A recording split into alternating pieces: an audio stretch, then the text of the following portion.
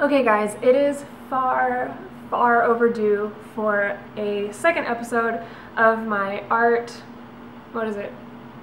show diaries thing. I'm currently in here with this dude who is screen printing shirts because, I don't know, I was just kind of lonely in the studio, I guess. So I'm going to do this in here, and I feel like it's more interesting. It's a nice little change of scenery because I'm always in my studio and that's all you guys ever see. But yeah, so I'm going to give you guys an update. It's probably going to be a pretty short video. I just have been collecting footage of doing things for my show over the whole semester. So I'm going to put that all here with this little voiceover, and that's going to be the video.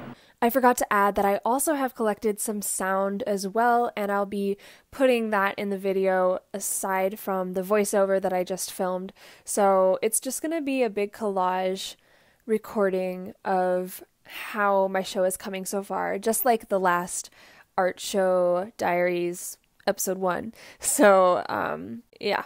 This next conversation is my art teacher and me discussing just some things about my show, and I thought that would be kind of cool to put in here. So I think about what you want to say,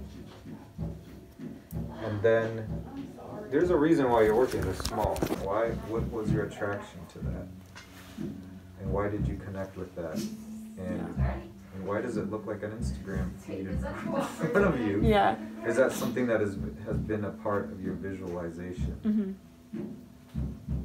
Yeah, I think I need to revisit the idea board again, or at least the reasoning behind these kind of, and the artist statement, the proposal, whatever it is, will help with that too. And maybe you take that artist statement, you're like, this is not even the thing that I'm doing anymore.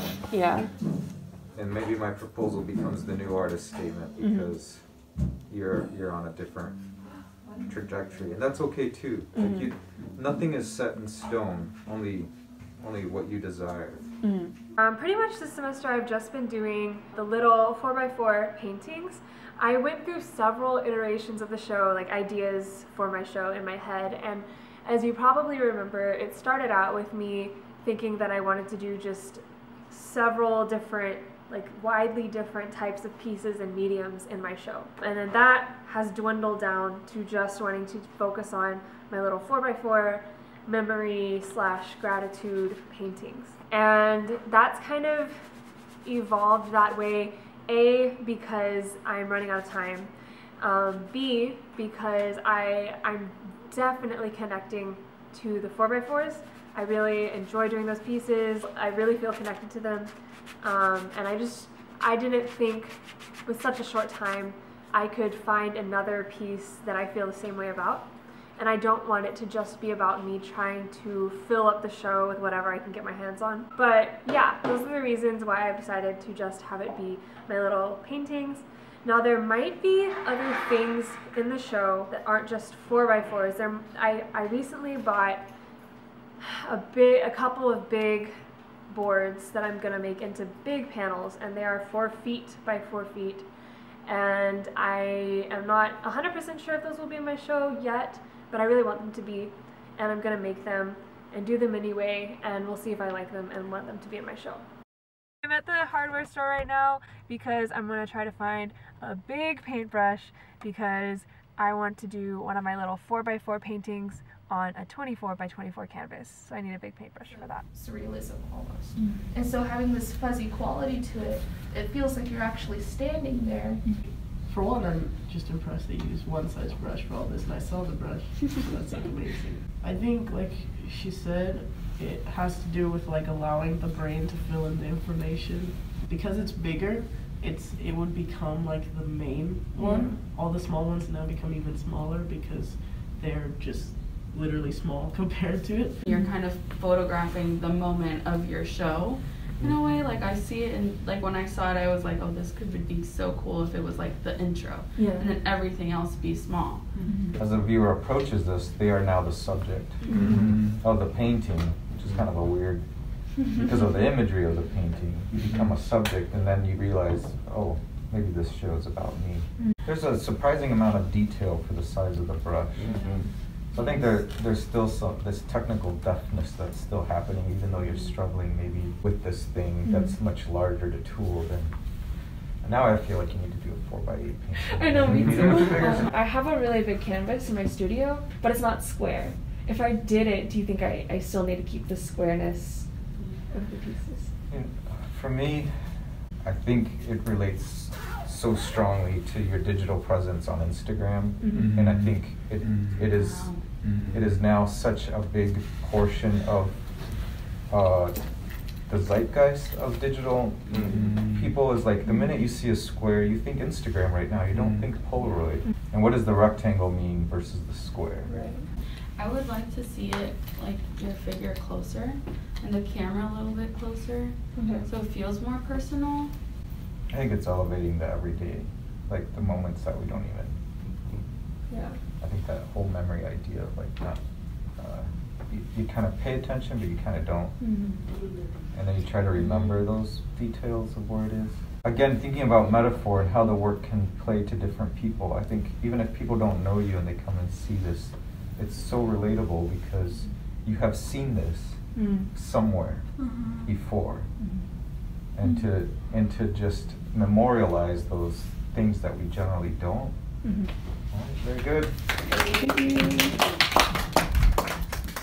Yeah, aside from that, this semester has consisted of painting lots of panels, making new panels, putting gesso on them, and just tonight actually I have decided to make the process of prepping the panels a bit longer for myself because I was reading on Google, somebody was talking about how they seal their wood first and then they prime it. And the primer is the gesso, but the sealer is something else. It helps the wood to stay in good condition. I have decided to start doing that. I rummaged around in the art cabinet that we have in the studio and found some sealer, and so I'm trying that out. And that just means this whole process is going to take a lot longer, which hopefully that'll work out because my show is in almost exactly a month. It's March 23 right now, and my show is going to be April 22, so almost exactly a month.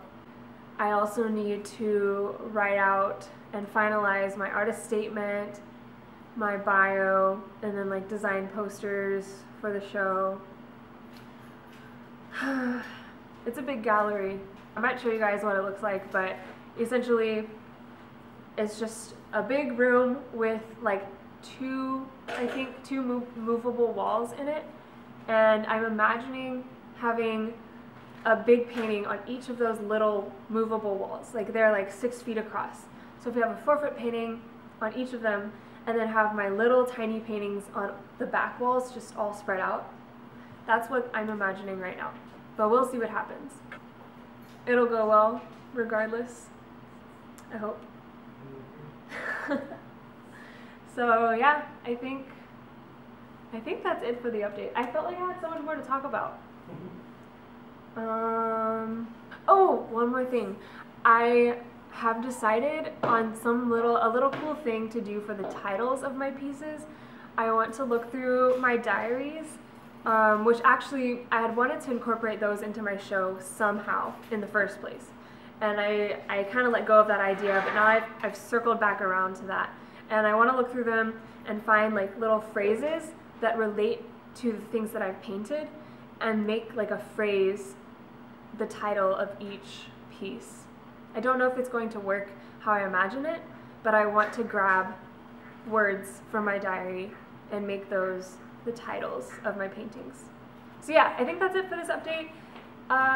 Thank you for tuning in, and this may or may not be the last update. I'm definitely going to be filming my show and showing you guys how that whole thing goes, so there will probably be at least one more episode, but I can't promise any more than that, because it's pretty much all I can do to get ready for my show. But yeah, that's it. Thank you for watching, and stay tuned for more videos coming soon.